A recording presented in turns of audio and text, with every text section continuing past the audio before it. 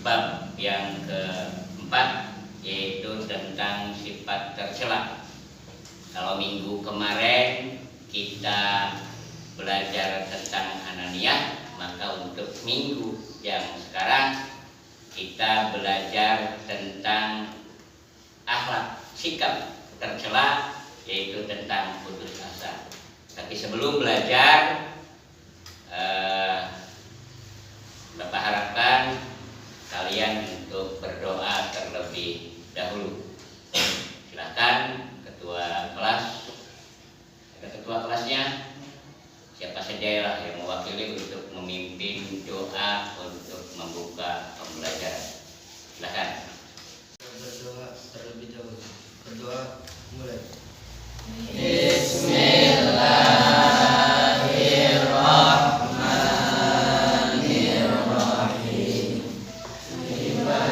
Ibadallahi jalallah, abisunali ajrillah, wa kunu aunana lillah, hasanah lobi fadlillah, wa ya aqal wa ya amjad, wa ya sadas wa ya ahlak, wa antum ya ulil albab, ta'ala wansuru lillah, sa'alnakum sa'alnakum, walizulfa rajaunakum, wa fil amri qasadnakum, fasudu azmakum lillah, wa ya rabbi bisadati, tahaqaq li isyarati, asatati bisyarati,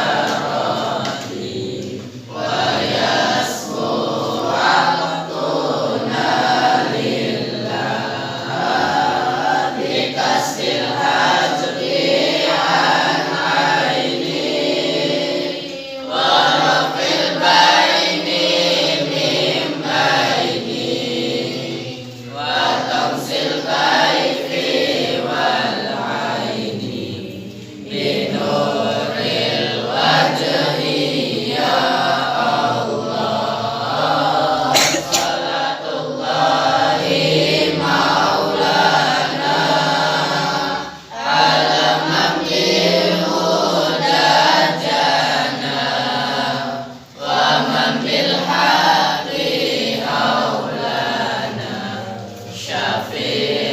Yang sekarang yaitu tentang dampak negatif tentang putus asa. Apa itu putus asa? Kita lihat di layar. Putus asa itu seperti apa? Nah, ini gambar tentang ada 4 orang. Kalian lihat, amati baik-baik. Ada 4 gambar tentang ciri-ciri orang yang sedang putus asa. Penyebab dari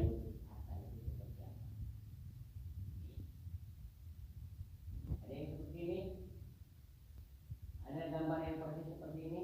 Tahu maksudnya apa? Tahu maksudnya apa? Apa Pak? Ani.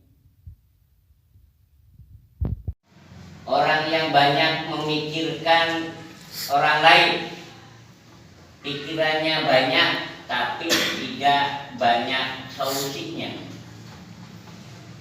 Yang paling penting adalah ini. Yang paling penting adalah ini. Ada satu moto, kebanyakan orang gagal adalah orang yang tidak menyadari betapa dekatnya mereka ke titik sukses.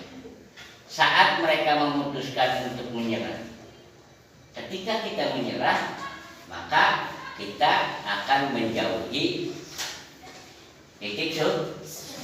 Ketika kita putus asa, maka kita akan jauh dari sukses. Kalian menghafal, kalian belajar, ketika satu titik kalian belum bisa, bukan tidak bisa, belum bisa. Awas ya, kalau lagi belajar, kalau sedang belajar, tidak ada tidak bisa. Yang ada adalah belum bisa. Belum bisa itu karena tidak punya semangat untuk menuju ke titik sukses. Yang ada adalah putus asa. Nih orang yang mudah sekali untuk putus asa seperti ini.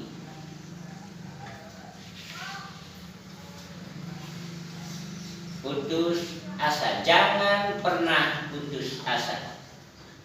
Yang pertama, jangan pernah merasa sendirian. Jangan pernah merasa sendirian. Kalau kita merasa sendirian, maka kita menutup diri dari orang lain dan menutup diri dari lingkungan sekitar kita. Kita tidak punya teman ketika kita mudah putus asa. Yang kedua adalah jangan menyesali pilihanmu, tapi hargai pilihanmu. Ketika kita sudah memilih untuk berada di sekolah, ketika kita sudah memilih untuk berada di pesantren, maka kita harus belajar. Yang ketiga adalah membahagiakan orang tersayang. Mana membahagiakan orang tersayang? Membahagiakan kedua orang tua kalian. Yang paling wajib adalah membahagiakan kedua orang tua. Motivasi agar sukses itu, motivasi agar tidak putus asa. Yang ketiga adalah membahagiakan orang yang tersayang. Bahagiakan kedua orang tua kalian dengan sukses kalian. Bahagiakan orang tua kalian dengan kesuksesan belajar kalian setiap hari. Kalau di pesantren, kalau sudah hafal Al-Miftah, ketika wisuda yang bahagia siapa? Yang bahagia siapa? Kebahagiaan itu tidak bisa dibeli. Kebahagiaan tidak bisa dibeli dengan materi. Yang membahagiakan adalah kalian masing-masing. Nah makanya jangan pernah putus asa. Ini dampak negatif dan menghindari putus asa. Dampak negatifnya apa? Apa dampak negatifnya? Yang laki-laki coba dibaca apa dampak negatifnya putus asa?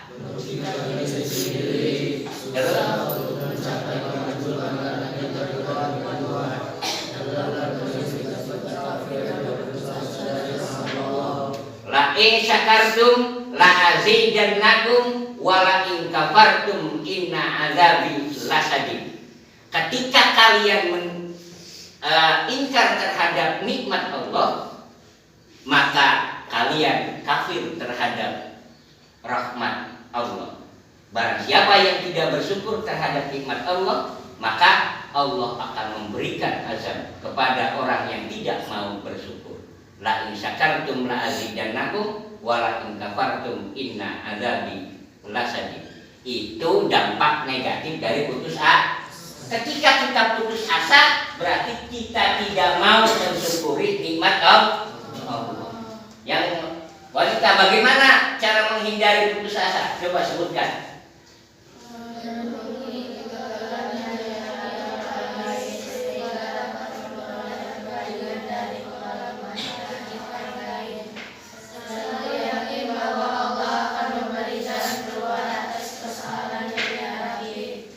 La takhaf wa la tahzan innallaha ma'ana. Itu kata Nabi ketika beliau sedang berhijrah dengan sahabat Abu Bakar. La takhaf wa la tahzan innallaha ma'ana. Ketika kita yakin bahwa Allah ketika Allah akan selalu memberikan jalan keluar, maka kita tidak pernah putus asa. Yang kedua, merenungi kegagalan orang lain. Kenapa sih orang lain gagal? Nah, orang lain gagal itu pasti ada penyebabnya. Kalau ada orang lain belajar gagal dalam pembelajaran, berarti itu ada penyebabnya. Penyebabnya itulah yang kita harus cari, dan kita belajar dari penyebab yang menjadikan orang itu gagal atau tidak sukses dalam belajar. Termasuk juga kesuksesan orang lain. Kesuksesan orang lain itu sebagai motivasi bagi diri kita. Awas ya, lihat orang lain sukses, lihat orang lain gagal, itu sebagai motivasi bagi kita agar tidak putus asa.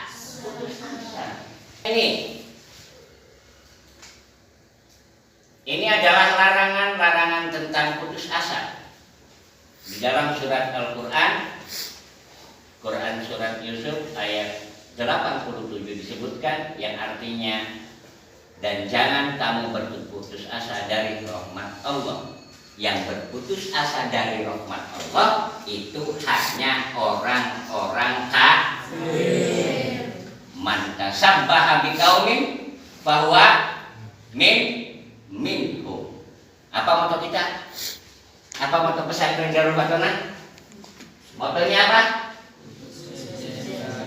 Motonya apa? Harus beda dari orang lain. Harus berbeda dari orang yang berbeda dengan agama kita. Yang berbeda dengan agama kita. Di dalam Quran surat Yusuf disebutkan, dan jangan kamu berputus asa dari rahmat Allah. Hanya orang-orang kafir saja yang memang berputus asa dari rahmat Allah. Mau sama dengan orang kafir? Kudu sejen karo wong sejen. Man tasabbaha biqaumin fahuwa minhum. Kalau kita sama dengan orang kafir, maka kita sama dengan orang kafir. Barang siapa yang sama, adat istiadatnya dan lain sebagainya, termasuk cara mensyukuri rahmat Allah, maka kita sama dengan orang yang tidak mensyukuri rahmat Allah. Selanjutnya, bentuk-bentuk putus asa seperti itu. Kalian lihat bentuk putus asa seperti apa sih bentuk putus asa itu? Inilah bentuk putus asa.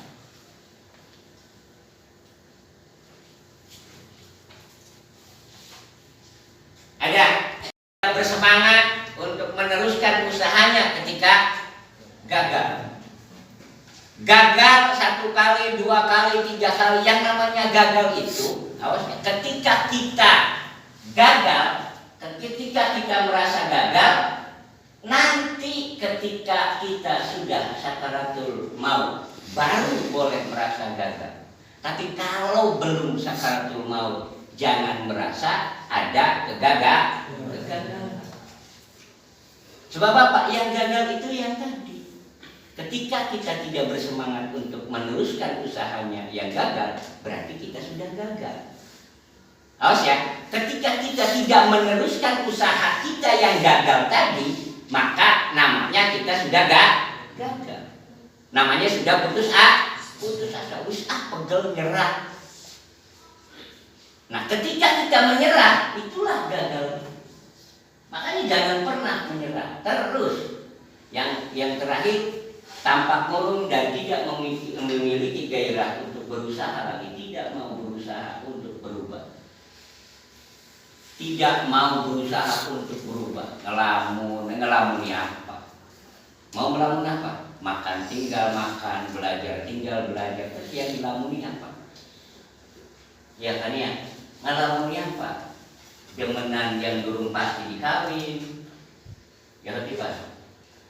Tidak usah melamun, tidak usah termenung. Karena ketika murung dan tidak memiliki gairah untuk berusaha lagi, itu ciri-cirinya adalah orang yang putus asa. Yang ketiga adalah, yang keempat, mudah terpancing emosi. Ketika kita merasa putus asa, maka kita akan terpancing emosi kita. tidak ada rasa sabar lagi, tidak ada rasa ikhlas lagi, tidak punya rasa kesabaran ketika kita sudah putus asa. Betul. Yang selanjutnya adalah ini. Dari ketiga kelompok ini, dari keempat kelompok ini, Romawi berapa yang tanda-tanda orang yang putus asa? Mana coba? Romawi berapa? Sok dibaca baik-baik. Romawi berapa?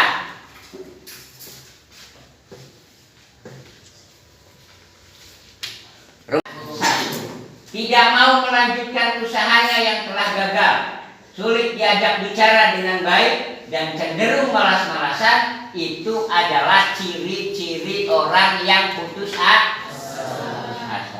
Nah, setelah ini nanti akan Bapak bagikan, kalian centang saja, contohin saja. Yang pertama adalah contoh pada pribadinya masing-masing. Yang ada berapa? Ini ada 12. Sok, nggak usah semuanya. Pak, supaya jangan melamun. Nah, cukup. Yang laki-lakinya 5 juga.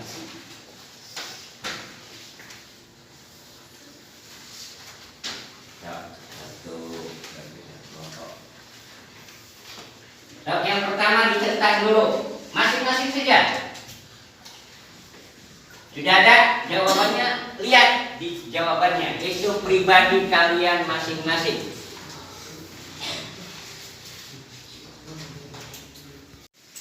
Yang pertama adalah berusaha sekuat tenaga dalam melaksanakan semua kegiatan. Yang pertama adalah berusaha sekuat tenaga dalam melaksanakan semua kegiatan. Jawabannya sudah ada?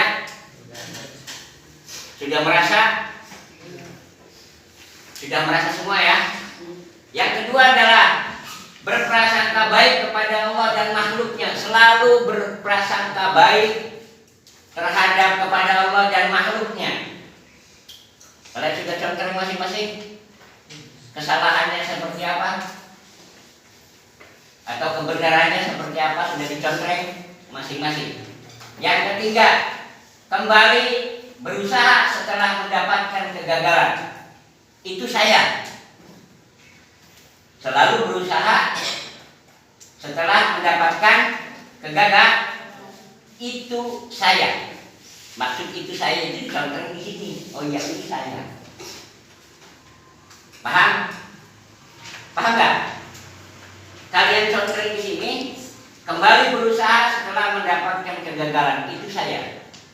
Break. Yang keempat, berdoa sebelum melaksanakan kegiatan dan sesudahnya. Yang ketiga, yang kedua adalah saya meyakini bahwa putus asa adalah perilaku tercela. Kalian contoh. Saya meyakini bahwa setiap kegagalan mempunyai pelajaran yang berharga. Yakin bahwa setiap kegagalan pasti mempunyai pelajaran yang berharga. Yang keempat, saya meyakini, yang ketiga, saya meyakini bahwa semua ketentuan Allah tidak selalu baik untuk dalam kehidupan manusia. Tidak semua ketentuan Allah itu tidak selalu baik untuk kehidupan manusia. Tidak selalu baik. Tidak selalu baik atau tidak baik itu menurut kita, bukan menurut Allah. Awas ya, tidak selalu baik itu menurut kita manusia. Prasangka kita menurut kata manusia itu baik atau tidak baik, tapi belum tentu menurut Allah.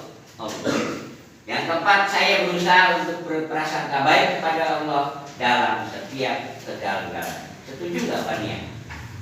Setuju nggak kalau selalu berprasangka baik terhadap Allah?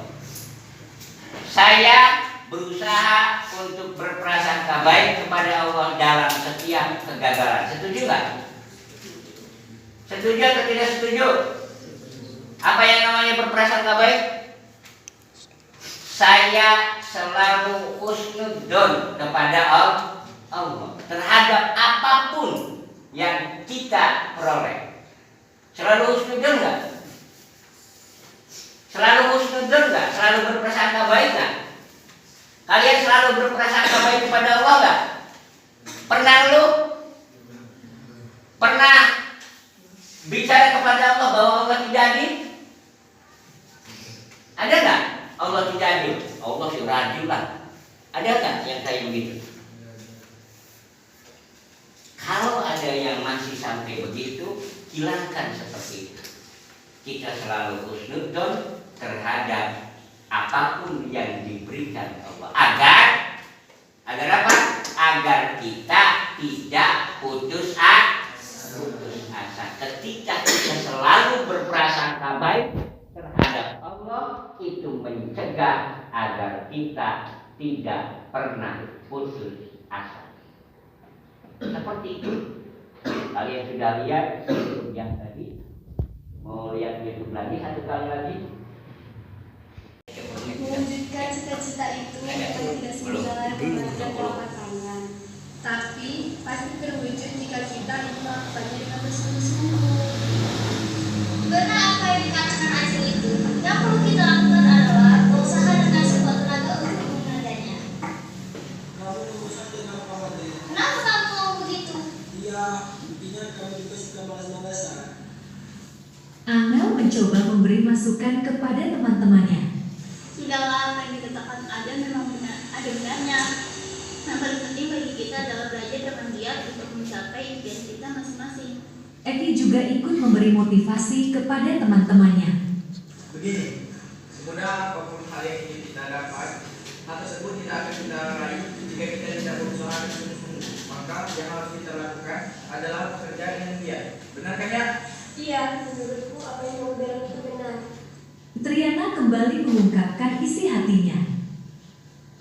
Iya, apa yang kalian bilang itu memang benar, tapi saya seringkali merasa putus asa dengan keadaan hidup ini. Dalam hidup ini tidak ada yang instan, dan kuncinya adalah kita sendiri. Jika kita mau berusaha secara maksimal, hasilnya pasti lebih baik. Adele sependapat dengan Alia. Sali, bahkan aku sempat ingin keluar dari sekolah. Tapi karena orang tuaku berusaha dengan gigih, maka dorongan keluarga aku kembali baik. Lalu, apa hubungannya dengan kamu ini?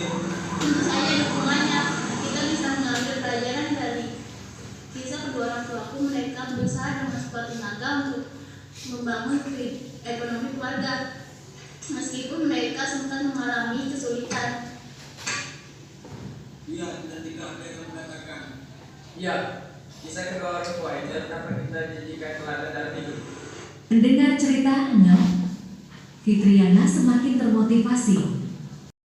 Yang kedua, merenungi kegagalan yang dialami orang lain sehingga dapat memperoleh perbandingan dari pengalaman pahit orang lain yang tadi. Yang kedua, selalu yakin bahwa Allah akan memberikan jalan keluar. Yakin bahwa Allah akan selalu memberikan jalan keluar. Tidak ada yang mentok, tidak ada yang tidak